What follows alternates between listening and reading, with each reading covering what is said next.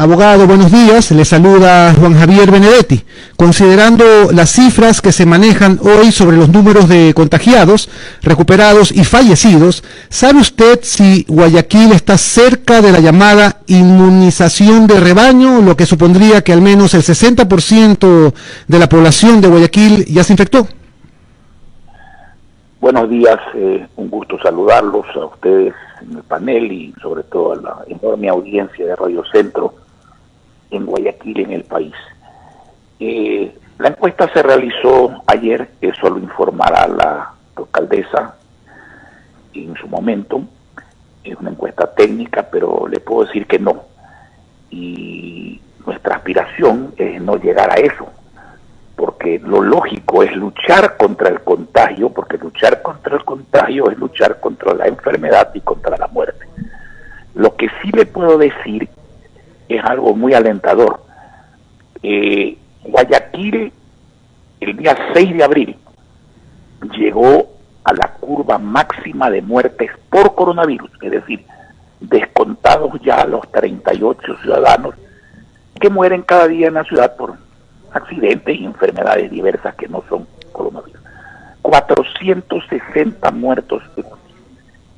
El promedio de los últimos 3 días, como calculamos las cosas, verificado, es 22 muertes por coronavirus. Es decir, esta es la única ciudad que yo conozca al menos, que en menos de un mes, casi un mes, ha bajado en el 95% su curva por coronavirus en materia de muertos, al pasar de 460 al día a 22 al día. Y la curva sigue bajando. Dios quiera, no es imposible que suceda, que venga algún rebrote en alguna otra parte. Pero aún en esa situación, yo creo que ahora hay medicina, y no es gracias al gobierno central definitivamente. Ahora hay experiencia en los médicos, ahora hay preparación, anticipación, y ahora hay también mayor alarma en los ciudadanos que cuando sienten los síntomas ya saben que puede no tratarse, y de suyo normalmente no se trata de una simple gripe o malestar, y entonces acuden a los hospitales que ya no están abarrotados, que 17 de este mes están recibiendo por parte del Comité de Emergencia por Coronavirus en Guayaquil las dosis permanentes y suficientes de hidroxicloroquina y de acitromicina, entre otras cosas, y están siguiendo procedimientos que están salvando muchísimas vidas. Abogado, leo que la velocidad de contagio se redujo al menos del 2%. Epidemiólogos proyectan que Guayaquil podría ser el primer cantón en cambiar amarillo por sus indicadores. El hambre y la necesidad ha llevado a cientos de guayaquileños a irrespetar la luz roja del semáforo de la cuarentena para buscar el sustento diario. ¿Qué hacer frente a esta práctica que pone en riesgo la salud de todos, pero que a la vez es absolutamente comprensible? O mate el virus o mate el hambre. ¿Qué parámetros, abogado Nebot, parámetros mínimos deberán tomarse en cuenta para empezar a salir de la cuarentena de forma responsable para cuando y también la siguiente pregunta, y antes de darle paso a Stalin Poveda, que también nos acompaña en la línea, ¿para cuándo, abogado Nebot, estima que se pueda pasar a la siguiente fase? Bueno, en primer lugar, quien me ha dicho que el contagio del 2% le ha mentido. Esa no es la realidad. Está en el diario Universo de hoy. La alcaldesa lo informará en su momento de acuerdo a las pruebas técnicas ejecutadas el fin de semana pasado. El contagio es mayor. En todo caso, hablemos de los conceptos, ¿no es cierto? A ver, usted lo ha dicho bien, no se puede poner al ecuatoriano, al guayaquileño, a escoger entre morir de hambre y morir por coronavirus. No hay necesidad de hacer eso, porque lo prudente es lo siguiente: con los datos que se tienen, usted tiene que hacer una apertura gradual, sostenida, pero gradual, con todos los elementos de distancia social, de mascarillas, de protección. Usted siempre puede avanzar, usted siempre puede subir la velocidad y la cantidad de la apertura. Lo que usted no puede hacer es tomar una medida irresponsable y después retroceder, porque los muertos no resucitan. y muchos de los enfermos no se curan. Entonces, ¿qué hay que hacer? Ya se empezó con una apertura, por ejemplo, ordenada y responsable de la entrega a domicilio de comida, de medicinas, de ropa, de electrodomésticos, de una serie de cosas, a base de personal totalmente equipado para despachar y para recibir y totalmente desinfectado. Los puertos están trabajando en la misma forma. La savia que mantiene viva la actividad no solamente de la ciudad, sino del Ecuador entero. Poco a poco hay que ir integrando las personas a esto, pero con responsabilidad, tanto del que toma la medida, que será el COE cantonal, con la alcaldesa a la cabeza, y por lo tanto yo no puedo ni debo decirle esa fecha porque esa no es mi competencia, y con la corresponsabilidad del ciudadano, que tiene que saber que la normalidad de antes del coronavirus no va a volver en mucho tiempo. Ojalá vuelva, pero no va a volver en mucho tiempo, y que hay que tener una normalidad controlada a base, repito, de distancia social, de higiene personal, de lavarse las manos continuamente, de no llevarse las manos al rostro, de usar el equipo pertinente, mascarilla, guantes, de desinfectarse antes de volver al hogar. Y eso hay que hacerlo poco a poco. Esos son los conceptos y los parámetros. La velocidad y la oportunidad tienen que decidirla las autoridades competentes.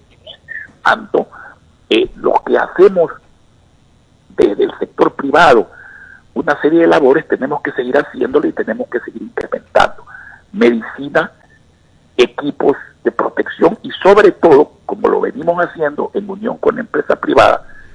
Por ejemplo, la Cervecería Nacional y un grupo de empresas grandes, largas, que no quiero nombrar por tiempo, pero que agradezco enormemente, tienen el plan Tienda Cercana. Se están abasteciendo más de 4.700 tiendas y eso tiene un efecto muy positivo, porque cada ciudadano tiene una tienda al frente de su casa, una cuadra, cuadra y media, 2 cuadras. Esas tiendas conocen al ciudadano. Entonces, normalmente, aparte de abastecerlo y de que permiten salir a un ciudadano a comprar y no a la familia, y a no exponerse y a mantener la inmovilización funcionando, también le fían normalmente a la persona, porque lo conocen. El otro plan es la entrega de raciones. Lo están haciendo algunas instituciones, lo hace el municipio, lo hace el Banco de Alimentos. Nosotros recibimos, entre otras cosas, 2 donaciones importantes. Una de 100.000 raciones alimenticias por parte de PIA, que la estamos repartiendo a razón de 2.000 raciones diarias en los donde no nos estamos cruzando con otros que hacen lo mismo, y por parte de los bananeros, mano de banano, que es un elemento sumamente nutritivo, especialmente dirigido a los niños, más allá que los mayores también lo necesitan, y que lo estamos también entregando de manera ordenada. Abogado Nebot, en la línea está nuestro panelista Stalin Poveda, a quien le doy el paso. Abogado Nebot, lo saludo y espero que esté bien de salud. Sobre el retorno del aislamiento al distanciamiento social. En esta etapa, abogado Nebot, los ciudadanos necesitamos más certezas que dudas. La pregunta es, las seguridades, ¿qué seguridades pueden exhibir desde todo lo que significa la gestión que está realizando el municipio, los COE, ¿no?, para pasar del semáforo rojo al semáforo amarillo? Y le pregunto esto porque la alcaldesa Cintia Viteri ha dicho que hasta el 18 de mayo es una fecha donde se pueda tener los resultados de estas pruebas aleatorias que se han focalizado en un mapa en territorio, peso de población, para determinar realmente cómo y de qué manera podemos garantizar ese retorno sin mayores preocupaciones y sin mayores peligros, porque el retorno para todos los ciudadanos, nadie está vacunado, por lo tanto va a un escenario expuesto a un contagio. Usted tiene razón, y que esto demanda de una mutua comprensión de la gravedad de la situación sanitaria y de la necesidad de volver a reestructurar el tejido económico que permite vivir a las personas. Y en eso hay 2 actores fundamentales, la autoridad y el pueblo.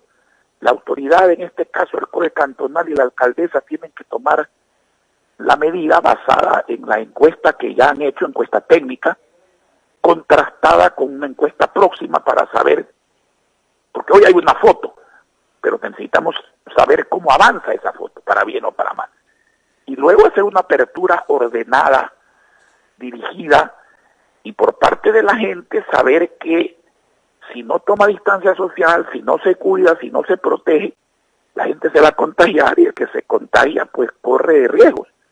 Entonces hay que saber, hay que entender que la normalidad anterior no puede volver, salvo que se quieran asumir consecuencias muy graves y complicadas. Tiene que volver una normalidad, sí, una reestructuración, un reverdecer de la economía, sí, pero con todas las normas que se exigen en este tipo de pandemias hasta que acaben. Sigue Stalin.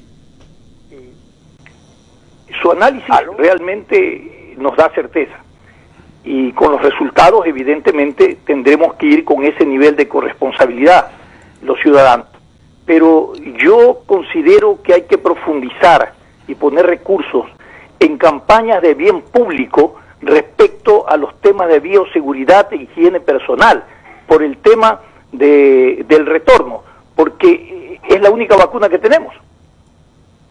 Yo estoy totalmente de acuerdo con usted, pero con una forma cariñosa y respetuosa que yo siempre me he dirigido al pueblo de Guayaquil. Yo hago una pregunta. 8.000 muertes no bastan para aprender. 8.000 muertes. No son 800, ni 80, ni 8. El haber remontado eso y bajar a 22 al día cuando eran 460 es un logro. Pero ese logro hay que profundizarlo, no hay que malograrlo. Y para eso no basta que haya medicina, no basta que haya experiencia, tiene que haber colaboración.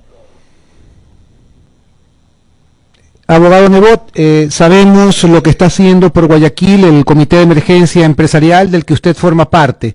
Quiero pedirle que nos actualice las gestiones que viene haciendo su colectivo para abastecer a la ciudad de víveres, medicinas e insumos hospitalarios. Se lo digo brevísimamente. En primer lugar, siguen llegando los aviones con hidroxicloroquina y con acitromicina, más allá de colufase y algunas medicinas de carácter secundario que se utilizan en el tratamiento de la enfermedad. Se han entregado a todos los hospitales públicos y privados, a todas las clínicas públicas y privadas, a todos los asilados en los hospitales y a las personas que sin asilarse van a consulta externa, las chequean, las diagnostican, las recetan y las mandan a casa a seguir el tratamiento con la medicina que se está entregando. Cualquiera que necesite medicina y siga el protocolo pertinente, que implica necesariamente, porque la medicina siempre tiene contraindicaciones, las dosis no son las mismas, dependiendo de la edad, el estado de la persona, etcétera, puede obtenerlas si sigue el procedimiento. Luego estamos importando, debe llegar, no sé, 5 días, entre 120 y 180.000 protectores, equipos de protección, mascarillas, lentes, petos, guantes, cubrezapatos, desinfectantes, etcétera. Se han comprado 20 respiradores UCI, es decir, de unidad de cuidados intensivos, con autonomía de funcionamiento. Y sobre todo vienen los dos planes que he mencionado, que tienen planes secundarios siempre en la misma medida. Por un lado, abastecer las tiendas, les repito, empezamos con 4.700, se sigue aumentando día a día. Y por otro lado, se están repartiendo raciones alimenticias que aparte de las 100.000 de tía, suman otras iniciativas y también la operación de banano. Todo esto, por cierto, gracias a la activa colaboración de la empresa privada guayaquileña, de profesionales y de todo el equipo muy grande que ha volcado su tiempo donde tiene que volcarlo alguien que piensa solidariamente en sus conciudadanos, que es a salvarlos y a protegerlos. Correcto. Abogado Nebot, el Fondo Monetario acaba de aprobar un crédito por 630 millones de dólares para el Ecuador y parece que el BID va a desembolsar otros 700 millones. ¿Aún cree, abogado, que el ministro Martínez, el ministro de Finanzas, le sigue mintiendo al país y que no debió pagar los bonos vencidos? El ministro de Finanzas es un mentiroso y un inepto. Así de sencillo. No usar esos calificativos si no demuestro lo que digo. Punto número 1. Nada tienen que ver los organismos multilaterales y sus desembolsos con la atención de la deuda externa de bonos, que es de lo único que se preocupa el ministro. Y lo hace con la plata que cuesta salud y vidas. Muy bien, se lo voy a demostrar. Primero, un antecedente. Cuando ha habido lo que se llama el default, es decir, el no pago de una deuda, esto ha pasado en muchos gobiernos. Nunca los multilaterales han dejado de funcionar. O sea que no es cierto que porque él pagó los 300 y tantos millones de dólares va a llegar esa plata. El señor, en una cadena de televisión y radio pública, con el señor Juan Sebastián Roldán al lado, dijo que pagaba los 300 y tantos millones de dólares, primero solo el capital y no los intereses. Mintió, porque pagó el capital y los intereses, y no hizo uso de la cláusula de mora técnica, con la cual podía no haber pagado ni lo uno ni lo otro. Punto número 2, dijo que la plata llegaba inmediatamente, usó ese término. Le ruego revisar los videos o los audios correspondientes. A la postre no ha llegado ni la plata de los multilaterales, que no dudo que va a llegar en algún momento, pero que no tiene nada que ver con esto, ni la plata de los tenedores de bonos o de los prestamistas privados, por llamarlo de otra manera, que debían haber llegado. No ha llegado un solo dólar de eso. Dijo ese mismo día que hecho ese pago, que se justificaba en el sentido que si usted pagaba 300 millones para recibir 2.000, como digo, en un país que necesita liquidez, tenía usted una liquidez adicional de 1.700 millones de dólares, que no existe, no ha llegado. Dispuso el señor de un tercio de la liquidez ecuatoriana, 300 y pico millones, y no ha recibido 300 sucres que ya no existen. Muy bien. Dijo ese día que renegociaría la deuda, que no pagaría capital e intereses de los bonos. ¿Hasta cuándo? Hasta hacer como se ha hecho en Argentina, por ejemplo, y en muchos países. Sentarse en una mesa y decirle al acreedor de bonos, señores, yo quiero pagar, no puedo pagar y no les voy a pagar capital e intereses. Hasta que nos sentemos aquí, ustedes me aumenten el plazo, me bajen los intereses y me hagan un descuento de capital, o al menos me permitan pagar cuotas ascendentes, es decir, menores al principio y mayores al final del plazo. Señor ministro que dijo que iba a hacer eso, lo que ha hecho es comprometerse en Bruselas, por escrito, a pagar 811 millones de dólares en intereses de bonos. Y encima, esto es para Ripley, ofreciendo premio en vez de quita, y ofreciendo que no va a renegociar. Por ahí ha hecho cosas, el valor, etc. Mire usted la coincidencia. Dice que necesita 1.200 millones de dólares. Sume usted 300 y pico que ya pagó y 800 y pico que quiere pagar. Estamos hablando de 1.100 y pico millones de dólares. Al país no se le puede mentir así. El mundo entero hoy día sabe que hay que refinanciar deudas privadas y públicas, nacionales e internacionales. Sabe que hay que poner plata en la economía. El problema del Ecuador no es de 1.200 millones de dólares, que no representan ni un mes y medio de salarios de ese obeso monstruo estatal, que ninguna relación tiene que ver con una economía enana y escuálida, y es aquella a la que nos han llevado las malas administraciones gubernamentales. Entonces, hay que mover la economía. Se necesitan, señor, entre 16 y 20 mil millones de dólares. La plata tiene que venir de afuera. Y aquí hay que generar movimiento económico, crecimiento, empleo. Y de esa manera, consumo pagado. De esa manera, sin subir impuestos, que son una aberración en una economía moribunda. también habrán rentas para el Estado. Entendámonos, ¿de qué vive el Estado? El Estado vive del IVA. ¿Hay IVA si no hay ventas? El Estado vive del ICE. ¿Hay ICE si no hay ventas? El Estado vive del impuesto a la renta. ¿Hay ganancias si la economía está parada? El Estado vive de una serie de impuestos indirectos. ¿Hay impuestos indirectos si no hay movimiento económico? Yo no sé, francamente, si la ineptitud supera la mentira o la mentira supera la ineptitud, pero las dos están allí en perjuicio no solo de la salud física, sino de la salud económica, financiera y de la prosperidad del pueblo ecuatoriano. Abogado Nebot, permítame agradecer a la gente que nos está siguiendo en las redes sociales, que es una barbaridad de reproducciones y de gente que nos están siguiendo tanto en el Facebook Live, en Radio Centro 101.3, como en nuestra radio online. Le doy el paso a Stalin Poveda.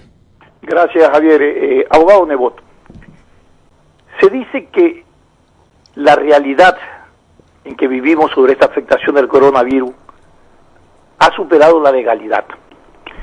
Y yo le pregunto a usted, así como usted presentó hace aproximadamente un mes y medio un plan de reactivación, plan anticrisis, que para muchos ha sido considerado como un plan de gobierno, sin embargo no ha tenido acogida a nivel del gobierno. Y el gobierno, en contraposición, pregunta, ¿hay un plan inmediato de liquidez para la reactivación? Y es una interrogante que en el planteamiento que usted hace están algunas líneas claras y precisas de cómo generar e inyectar capital, dinero para la reactivación. En esa perspectiva debe de unirse también un plan o un programa de reforma profunda a nivel estructural de leyes que por mucho tiempo han conspirado y han obstaculizado el desarrollo productivo, han obstaculizado las relaciones de orden laborales. Y hoy tenemos en la Asamblea Nacional un debate de una ley solidaria que de solidaria, como usted ha dicho, no tiene absolutamente nada, es socialmente injusta. Tenemos que ir pensando en una profunda reforma estructural, institucional y legal. Definitivamente, pero tenemos que tomar medidas inmediatas que ni siquiera dependen de la Asamblea, sino del Ejecutivo. Si alguien en el Ejecutivo ha hecho esa pregunta, permítame, o es muy ignorante o es muy irresponsable. Si ha leído y no ha entendido, lástima, y si no ha leído, peor. Déjeme ponerle 4 ejemplos para entendernos fácilmente sobre esto. Primer ejemplo, si se cumple con el compromiso ético, hecho y conveniente de no pagar los intereses de la deuda externa en materia de bonos, porque los multilaterales y los bilaterales, que también están listos a refinanciar, tienen otro tratamiento, pero no los consideremos en este análisis. Usted tiene 18.000 millones en deudas de bonos, a números redondos, al 9,1% de promedio de intereses. Usted está hablando, si quiere la cifra exacta se la doy, 1.649 millones, 1.649 millones de dólares de intereses que no debe pagar este año 20. Ya ahí le sobran ya 400 y pico de millones sobre los 1.200 que quiere el gobierno. Número 1. Número 2. Las personas que representan a la burocracia estable de ley de servicios civil y carrera administrativa con contratos que ya son estables, repito, ha declarado que existen más de 70.000 personas con contratos precarios, llamemos, contratos que vencen cada mes, que normalmente son personas innecesarias que acaban de entrar en los últimos años al gobierno y que responden a la amistocracia, no a la meritocracia, como funcionarios de gobierno. Y que esas son las que deben irse, porque yo le hago a usted una pregunta. Si usted en cualquier negocio tiene 10 empleados y 9 son eficientes y necesarios, y tiene uno que no es necesario y eficiente, ¿a usted le parece justo bajarle el sueldo a los 9 para que paguen al pipón? ¿O lo lógico es que los 9 necesarios permanezcan y cobren y el pipón ya no permanezca? Yo creo que es absolutamente injusto lo primero y absolutamente justo lo segundo.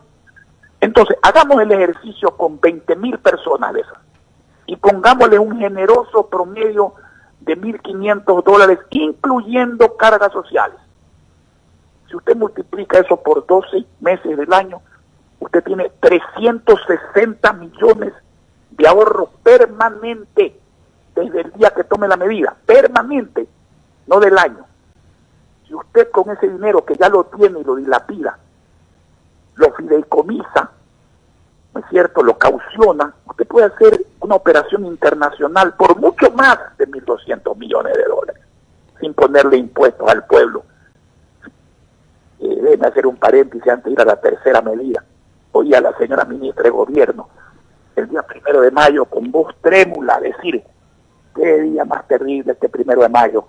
Las empresas luchan por sobrevivir, los trabajadores luchan porque les paguen la nómina. ¿Y cuál es la solución del gobierno? Ponerle impuestos a las empresas, impuestos a los trabajadores públicos y privados, impuestos a todo el mundo, al comerciante, como dice León Roldós hoy día, un atraco al profesional, al que tiene un salón, al taxista.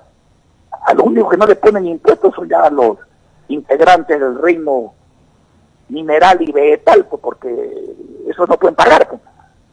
Vamos, la banca dice tener 12.000 millones para contribuir en créditos nuevos para el desarrollo, que ya han aclarado que la publicidad ha rebasado la realidad, no la legalidad. Bueno, 1.200 millones. ¿Necesita la banca, que ha ganado $600 millones en plena crisis? ¿Necesita la banca poner plata? No. Necesita entregar al gobierno títulos de valor. Llamemos pagarés a 1, 2, 3, 4, 5, 6 años plazo.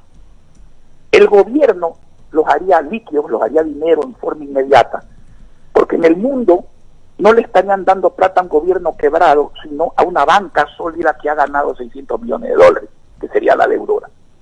¿Cómo le paga el gobierno a la banca? Con una emisión, no de bonos, porque los bonos ecuatorianos se llaman junk bonds en inglés. Eso quiere decir bonos basura. Así se califica, gracias a la gestión de los últimos gobiernos, al papel ecuatoriano. Muy bien. Hace una emisión de títulos de crédito tributario, con los cuales usted puede pagar un billete a fecha, a 1 año, a 2 años, a 3 años, a 4 años, a 5, 6 años. Usted puede pagar cualquier obligación que tenga con el Estado. De manera que no hay riesgo en eso. Si la banca quiere liquidez adicional, puede hacer con esos papeles también una operación internacional para generar liquidez. No lo entienden, no lo quieren entender, no. Están cerrados a la banda.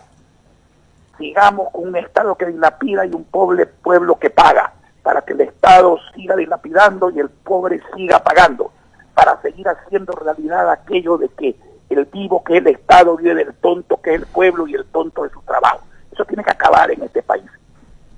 Cuarta posición, porque podría darle muchas, hablar de las posibilidades de facilidades petroleras, que no es lo mismo que prevender a precio fijo cartera de petróleo peor a este precio. Podría hablarle de nuevos empréstitos que sí hay en el mercado internacional. Podría hablarle de titularización de cartera eléctrica, de muchas cosas. El subsidio. Mire, el Ecuador nunca debió al contrabando y a los ricos, nunca. Pero siempre debe subsidiar hasta que la economía se recupere, y esperemos que algún día así sea. Debe subsidiar el transporte público al agricultor y ganadero y pescador artesanal, agricultor, ganadero y pescador artesanal. La bombona de gas del pobre, que apenas representa el 20% del consumo, y usted, Stalin, puede conocer muy bien este tema por su relación que tuvo con esta actividad. Y a empresas que exporten, si es que necesitan de esa compensación para competir en el mercado internacional y generar divisas y empleo. Con excepción de eso, el subsidio debe quitarse a todo. ¿Por qué no hablan ahora ya del subsidio? Porque desde que bajó el petróleo, Es el pueblo el que está subsidiando a ese Estado tragaldaba, a ese lagarto que traga y no vomita y que quiere tragar más. Les pongo el ejemplo claro. La gasolina premium, o sea, la mejor gasolina americana, vale hoy día, hasta hace 3 días que revisé la cotización, $1.20. Y aquí la similar, pero de menor calidad, vale $2.80 el galón. O sea, se están tomando de la plata del pueblo $1.60 por galón de gasolina. Por eso están calladitos, ya no hablan del subsidio. Pero hay que quitar los subsidios. Porque Dios mediante, como todo commodity, como todo bien que se transa en el mercado internacional, el petróleo va a rebotar, no a cifras estrafalarias, pero 40, 50 horas, y entonces el Estado volverá a subsidiar al contrabandista y al rico, y eso no puede ser. El Estado tiene que mantener el subsidio a los pobres, repito, transporte público, agricultores, ganaderos, pescadores artesanales, compradores de bombona de gas, y a las empresas que lo necesiten para competir y generar divisas y dólares. Ahí tiene usted ya, saque la cuenta de los miles de millones que puede obtener usted de esa manera. Y como decía Poveda, con eso termino, tiene que haber un plan estructural, pues. Tiene que darse de crédito oportuno, suficiente y barato, tecnología incorporada al desarrollo, una buena política de comercialización que beneficie al productor y al pueblo consumidor, no al intermediario, a la agricultura, a la ganadería, a la pesca artesanal. Tienen que hacerse sin vender las empresas del Estado, sin vender, y peor, en estas circunstancias, donde les pagarán cualquier cosa, las empresas del Estado. Pero se tienen que concesionar, hay que hacer alianzas públicas privadas respecto a la administración. Entonces los empleados, sin ir al despido, pasan a la empresa privada. En vez de haber egresos, hay ingresos para el Estado. Los precios de los servicios mejoran, la calidad mejora. Hay que darle confianza al inversionista privado, hay que hacer concesiones. Vea usted, mientras nosotros hicimos sin que le cueste un centavo al pueblo ecuatoriano, guayaquileño, al Estado central o al municipio, una obra que se esperó 60 años, el dragado de los goles y de 98 kilómetros a los puertos de Guayaquil, donde entran ahora los buques más grandes que han venido a América del Sur. El gobierno planteó un puente para los ecuatorianos, no para Guayaquil, el puente sur. Ni siquiera pueden convocarlo, ni siquiera lo convocan porque ha fracasado todo lo que hacen. Hay que dar las facilidades laborales, ampliar las funciones del empleo, especialmente para los jóvenes. ¿Cuál es el problema de que si un joven que estudia quiere trabajar 3 horas o 4 horas y hay un empleador que quiera eso, se le pague al menos los 3/8 o la mitad de la jornada de 8 horas y se lo afilia al Seguro Social por ese valor? Para descubrir el agua tibia, señores, tienen 3 años sentados en un onanismo intelectual, digamos, inaguantable. Hay que cambiar la seguridad social del país. Miles de millones de dólares, que son la 1/5 parte del sueldo y un poquito más de todos los empleados públicos y privados, de todos los que aportamos al seguro, hoy día son un impuesto inútil al salario, cuando deberían ser salud, cuando deberían ser préstamos hipotecarios y girografarios y pensiones jubilares dignas para el aportante, y cuando deberían ser un flujo enorme de dinero, 7.000, 8.000 millones de dólares al año metidos en la economía, produciendo empresas, crecimiento, empleo, bonanza, prosperidad, y de suyo, sin impuestos altos, dinero para el Estado. Eso es lo que hay que hacer en el Ecuador. ¿No lo han leído? Bueno, señores, pues, uno no puede obligar al sordo a oír, pues, ni al ciego a ver, pues, ni al necio a no serlo. Abogado Nebot, no son pocos los ecuatorianos que sostienen que vivimos en un estado fallido, pero ahora se han sumado algunos opinólogos digitales que afirman que su modelo de gestión también ha fallado y argumentan que ha sido inequitativo. ¿Qué tiene que decir, abogado Nebot, a estos cuestionamientos? Bueno, cuando el centralismo agoniza porque la teta se le está acabando, tiene que hacer 2 cosas.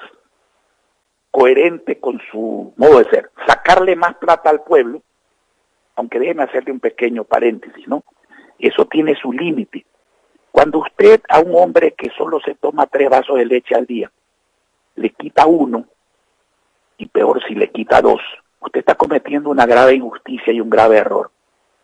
Pero hay algo peor, cuando usted no le da de comer a la vaca que produce la leche. Porque si usted no le da de comer a la vaca se muere, el dueño se queda sin vaca y el pueblo se queda sin leche. Esa es la filosofía centralista. Y además les molesta que un modelo subsista y entonces quieren dañar la imagen del modelo. Déjenme hacerle dos reflexiones muy sencillas. Primero, en plena pandemia, ¿cuál es el papel del municipio? Aquí falló el agua, falló el alcantarillado, falló la recolección de basura, falló el transporte, falló el control del tránsito, falló el abastecimiento de los mercados. No, no falló. Aquí falló la colaboración del municipio con el gobierno. No falló. La alcaldesa les ha entregado, mientras ellos le han quitado 70 millones de dólares a Guayaquil, disponiendo arbitrariamente de su IVA, de sus rentas constitucionales ilegales, la alcaldesa ha puesto 30 millones de dólares en construcciones, medicamentos, vehículos y colaboración. ¿Qué falló? Falló el modelo centralista. Dígame, los hospitales del seguro y los hospitales del Ministerio de Salud tienen que ver con el municipio o con el gobierno. La falta de remedios en esos hospitales tiene que ver con el municipio o con el gobierno. La obsolescencia y la falta de equipos, la falta de dinero, ¿tienen que ver con el municipio o tienen que ver con el gobierno? La sinvergüencería como esta que estamos viendo de negociar hasta con la funda de los muertos, ¿tienen que ver con el municipio o tienen que ver con el gobierno? Aquí, todo lo contrario, se ha visto la bondad de un modelo y la falencia del otro. La recolección de los muertos, ¿tiene que ver con el municipio o tiene que ver con el Ministerio de Salud y con el gobierno? Entonces, eso por un lado. Y por otro lado, hablemos de cifras. Ciudades de similar población que nosotros. ¿Quiere usted hablar de pobreza crítica? Esas otras ciudades, 2.8 de pobreza crítica. Guayaquil, 1.4 de pobreza crítica. ¿Quiere usted hablar de desempleo abierto? Esas otras ciudades, casi 80.000 personas con tendencia 1.5 a la alza comparado con el 2018. Guayaquil, menos de la mitad, 30 y pico de mil personas con tendencia del 8.9 a la baja comparado con el 2018. ¿Quiere usted hablar del índice de Gini, que es el índice de la equidad, de la justicia, de la distribución de la riqueza? El mejor índice, 40.014, lo tiene Guayaquil. ¿De qué me están hablando? Y eso no lo he inventado yo, pues es el INEC el que dice esa cifra. Hay que ser, como decía alguien, verdaderamente cara de tuco, pero de tucazo, para sostener ese tipo de imbecilidades, perdónenme. Abogado Nebot, en el balance final todos habremos perdido y en el escenario político unos perderán más que otros. La pandemia ha puesto en evidencia a los líderes que sirven y a los que no sirven. A su juicio, abogado Nebot, ¿quiénes han hecho mucho ruido y han aportado pocas nueces? Bueno, si la gente tiene oído y dicen que con la enfermedad y la preocupación el oído se agiganta, saben perfectamente esa respuesta. Yo no se la voy a dar porque yo no hago política en circunstancias como esta. Ok, el dividido CNE también lo está en el tema de la realización en los próximos comicios. La presidenta Tamaín propone realizar las elecciones en 3 días para evitar aglomeraciones. El vicepresidente Pita plantea el voto vía electrónica. ¿Cuál criterio cree el adecuado? Esa es una responsabilidad del Consejo Nacional Electoral, pero déjenme decirle algo respecto al famoso voto electrónico. Si usted mira quién anda por ahí, sabe qué es lo que quieren. No me refiero a nadie en particular porque los nombres los sé, pero no los voy a dar. Tienen un viejo sueño, comprar el sistema. Seguramente para hacer alguna operación parecida a la funda de los muertos para enterrar la democracia, que es la segunda parte. Eso es fraude, porque aquí se maneja el tecleo como les da la gana y eso se ha comprobado. La gente tiene que votar como ha votado toda la vida, en persona, porque aquí no se puede confiar en ese tipo de mecanismos. tengo una pregunta del público que sería la final. Luis Trujillo dice, buenos días, abogado Nebot, ¿cuáles serían las características que debe tener el próximo presidente para salir de esta crisis y si su partido tiene candidato? Mi partido tendrá candidato, sin duda alguna, porque nosotros representamos una posición, una alternativa de eficacia y solidaridad probada. Y el pueblo ecuatoriano merece tener esa opción. Si quiere escoger otra, está en su derecho. El partido tendrá candidato. Muy bien. Segundo, ¿cuáles deben ser las cualidades de un presidente? Si es hombre, cerebro, corazón y cojones. Si es hombre. Y si es mujer, cerebro, corazón y las agallas y el espíritu combativo y constructivo que las mujeres tienen. Si no hay conocimiento de los problemas, si no hay deseo de resolverlos, si no se sabe para quién uno tiene que trabajar, y es para todos, pero especialmente para los más vulnerables, y si no se es eficaz, austero, solidario, y si no se tienen relaciones con la empresa privada nacional e internacional y con el financiamiento internacional, no solamente que este país no va a mejorar, sino que va a empeorar. Pero esa es una decisión de los ecuatorianos. Una pregunta final del público, Luis Antonio Campos, abogado, ¿se puede pensar en una unión de la centro derecha para las próximas elecciones? Miren, yo lo verdadera pena. Por ahí un expresidente de la República propone eso. ¿Sabe cómo ha definido la unión? Dice que cada partido importante debe tener ministros de Estado. Entonces, yo no sé si eso es una unión para el progreso o una unión para el reparto. El pueblo está harto de las alianzas entre políticos y entre partidos. El pueblo exige una coincidencia en torno a un programa. Y mientras menos lo manoseen los políticos y los partidos, tanto mejor. Abogado Nebot, finalmente, ¿algo más que quiera agregar a esta entrevista? Un saludo cordial y mi deseo que Guayaquil y el Ecuador salgan adelante y pronto. Y sé que lo harán. Como dijo Napoleón, el coraje no es tener fuerzas para seguir, sino seguir aunque no hayan fuerzas. Yo confío en ese Ecuador y en ese Guayaquil. Muchísimas gracias, abogado Nebot.